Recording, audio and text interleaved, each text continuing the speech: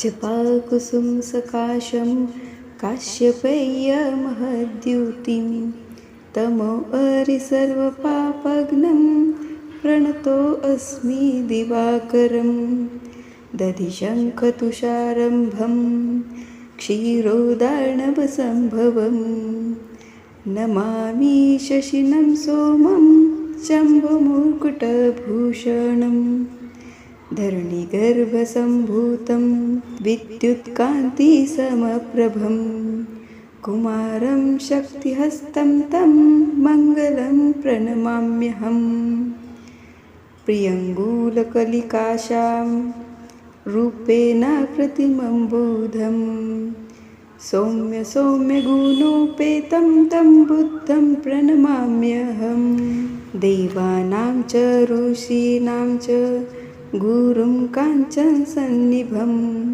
बुद्धिभूतं त्रिलोकेश तं नमामि बृहस्पतिं हिमकुन्दमृणालाभं दैत्यानां परगुरुं सर्वशास्त्रप्रवक्तारं भार्गवं प्रणमाम्यहं नीलाञ्जनसमाभासं रविपुत्रयमाग्रजं छायामार्तण्डसम्भूतं तं नमामि शनैश्चरम् अर्धकायं महावीर्यं चन्द्रादित्यं विमर्दनं सिंहिकागर्भसम्भूतं तं राहु प्रणमाम्यहं पलाशपुष्पसङ्काशं तारकाग्रहमस्तकं रौद्रात्मघोरं तं केतु प्रणमाप्यहम्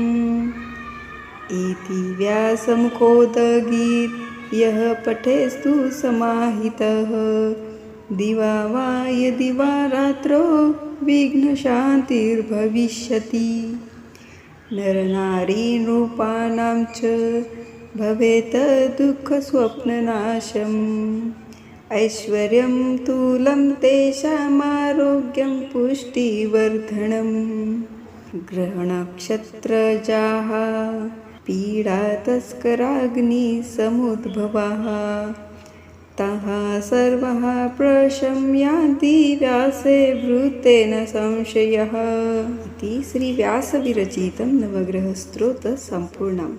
हे स्तोत्र रोज म्हणतात, विशेषतः शनिवारी शनी महात्म्य म्हटल्यानंतर हे स्तोत्र म्हणण्याची चाल आहे. जर व्हिडिओ आवडला तर नक्की लाईक शेअर करा. चॅनलवर नवीन असाल तर असेच भक्तिपर व्हिडिओज मिळवण्यासाठी चॅनलला सबस्क्राईब करा. आपल्या चॅनलचं नाव आहे अध्यात्म.